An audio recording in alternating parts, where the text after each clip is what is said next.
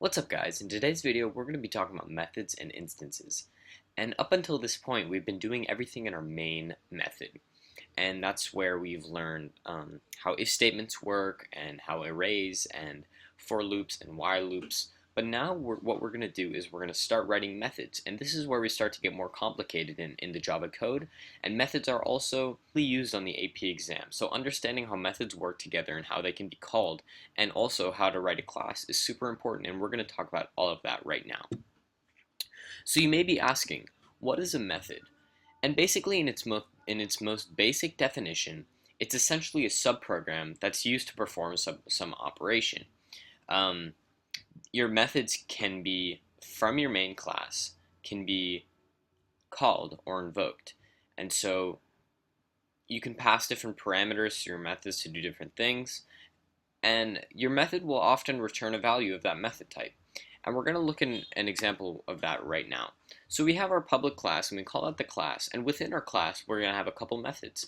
And our first method is our public void greeting. And the reason why it's called a void method is because it won't return anything. Void basically means empty or empty space, and so nothing will be printed. However, we do have a print statement for when that method is called. That print statement will be used. But one thing I really want to stress is that you want to refrain from using system.out.println within your methods. The only time you want to use system.out.println is when working in the main method. But when you're working with methods of different data types, you want to stick to using those, returning those values. So if we take a look at this string method, we have a public string getName. And we also see that our methods are always identified by those opening and closing parentheses. So we have public string getName, and what it's doing is it's returning hello plus, I guess, a string called name. And so when this getName method is called or invoked, it'll return hello plus a name. And obviously it's a string method, so the return type has to be a string. And then our next method is our public boolean if true. And basically, obviously we talked about how boolean returns a true or false value, and this public boolean method will return a true or false value. And then again, we have our public int print value. And none of these methods have parameters, but we're going to talk about parameters in the next slide. And this basically what this method does is it returns 5, or it can return an int called hello, which is 7. As long as it's an int, it'll print that value. So I kind of hinted in the last slide about parameters, and every method that we looked at in this slide actually has empty parameters. But now we're going to start looking at some methods that have parameters and how those can work together. And again, what's the point of having parentheses if they don't have parameters? So we have our public string return info, and we pass our parameters string name and int age. You have to identify what data type these objects are in your parameters. You can't just say public string return info, name, and age. You have to say public string return info, string name, and int age.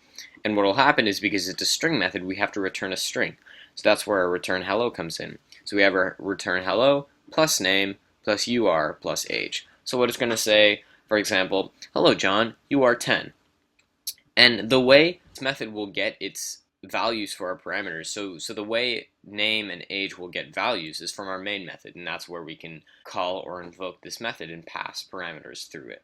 So the next thing we're going to be talking about is the instance variable. And basically what instance variables are they're variables that you can set or define in a class. And the instance variables are all of type private, so we use the private identifier when using instance variables, because that forces users of those class, or of the class that you're using, to use methods to access those instance variables. So we're going to take a look at a really quick example of how a class can use instance variables and methods together. So we have our public class, our Spider-Man class, and we set 2 instance variables, and those usually go under the class and before your methods. That's sort of the structural hierarchy of a class. But we basically set private int age and private string real name. And we don't set values for them. Values for them will come within our main method, or our client code class. And so we have this method, or this string method, that says return spider properties. And what it's going to do is it's going to return the real name and the age. And you might be asking, how do we get that real name and age? The way you do that is use something called a test case. And so we access our class that says Spider-Man test is equal to new Spider-Man. And you can call it whatever you want. I usually, because they're called test cases, I usually like to use test. But you could say Spider-Man A is equal to new Spider-Man. You could say Spider-Man, whatever. It's an identifier. But then from there, we can set test.age is equal to 17 and test.realname is equal to Peter Parker. Right there, we'll set values to those instance variables right from our main class. And so when this public string method is invoked, and it will return the real name and the age that we set here. So it should return Peter Parker 17. So what we're going to do here is we're going to take a look at an example that incorporates everything we've talked about in the previous slides. So what we're going to do is we're going to really quickly just set an instance variable. And so we use the key identifier private, and we use the data type, or we declare the data type, and we're going to call it her name. And then what we're going to do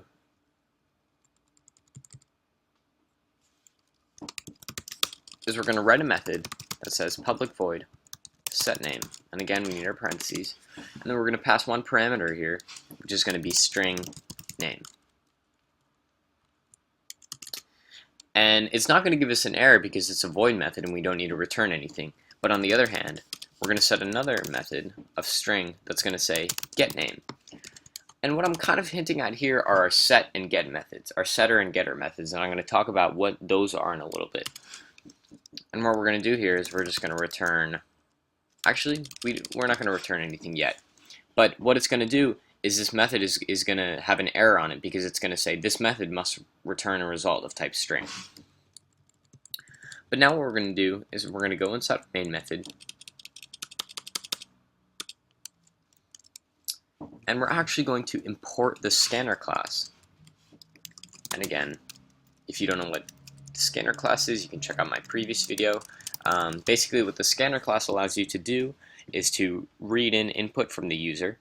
And so what we're going to do is we're going to set that scanner object. We're going to say scanner my scanner is equal to a new scanner.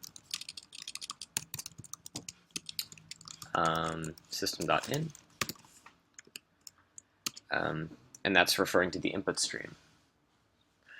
And then from there,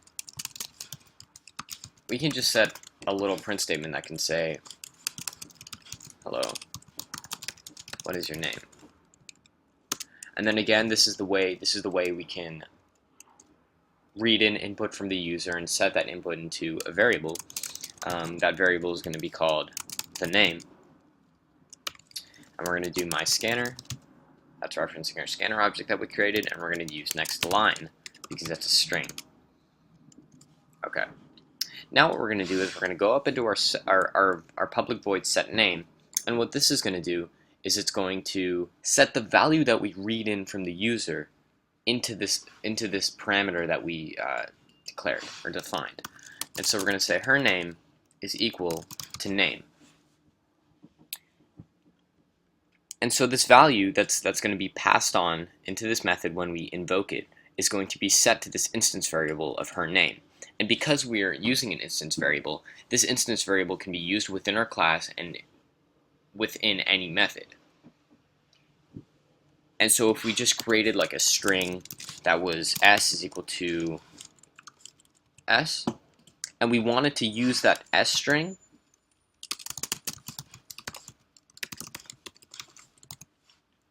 we would get an error because that s string is being initialized and declared in another method. But what instance variables allow us to do is to use those variables throughout our methods. And that's an awesome thing that Java allows us to do. And so what we did is we just wrote the line, her name is equal to name. And now what we're going to do is we're just going to return her name. Whoops. So what this method is going to do is it's going to set whatever we pass into this parameter or method. We're going to set that value to the instance variable that we initialized, her name. And this public string getName method is going to return her name. And the way we're able to pass data or a value to this string name object is this. We're going to set a test case, and we're going to access our class, and that's learning. And your class may not be called learning, but you can obviously figure out the name of your class from up here. And we're going to say learning, and then we're going to set an identifier. So learning test is equal to new learning. I always like to use test. And here's what we do.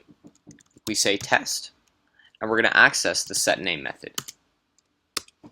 And in this parentheses, we're going to type in the name. And so what this is doing is, again, we have this string, the name, and that's being initialized from the input after this print statement. And the name is going to be used when we call this setName method. So we're going to say test.setName, and within the parentheses, we're going to put the name. If we just put test.setName, we would get an error because we're not passing in a string, because it says the method setName string in the type learning is not applicable for the arguments without parameters.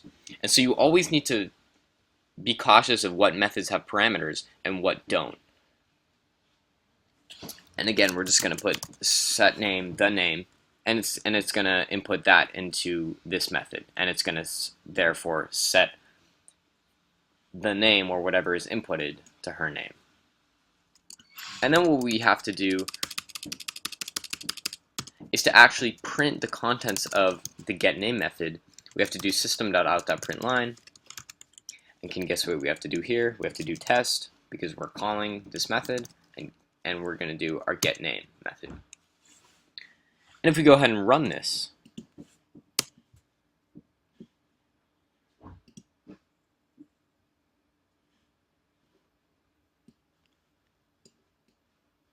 you'll see that it says, hello, what is your name? And we can just type in a basic input. We can say periods, and it's going to return periods. If we run this again, it'll do the same thing. Hello, what is your name? Johnny. Johnny. And what we can do really quickly here is just say hello, and then plus her name, and that'll say hello plus the input. And this doesn't necessarily need to be the name. This we can set test.setName and use the string Petunia. If we go ahead and run this,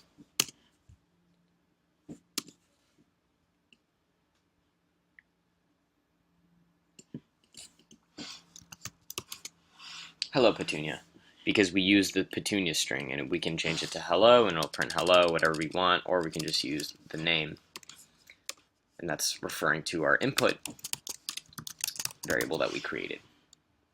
And so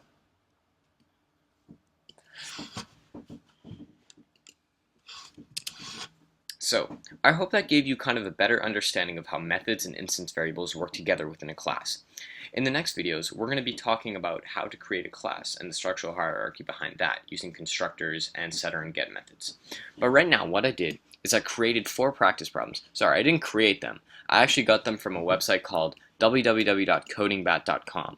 And what this website allows you to do is to write different methods to perform different problems that they ask, and they will actually have a wide array of test cases within that, so your code needs to be correct. You can visit that website if you want to get extra practice, but I just got 4 that I thought were cool and are easy to answer, and will test your knowledge of basic programming. So you can take a look at this. You can pause the video, you can take a screenshot. If you're using Mac, you can use Command-Shift-4, whatever works for you. And I wrote the methods. I wrote the methods out for you using the correct parameters, but see, I did not write code within the method. You can create test cases yourself. If you're using a class called practice problems, you can just set a test case statement that'll say practice problems test is equal to new practice problems. That's using that object, and you can just say test dot, for example, bigger 2, and you have to pass in an int array object. And because this is an int array method, you have to return an array of ints. So yeah, take a look at these. Try to answer them, and I'll go over the solutions to these in a later video. Thank you so much for watching.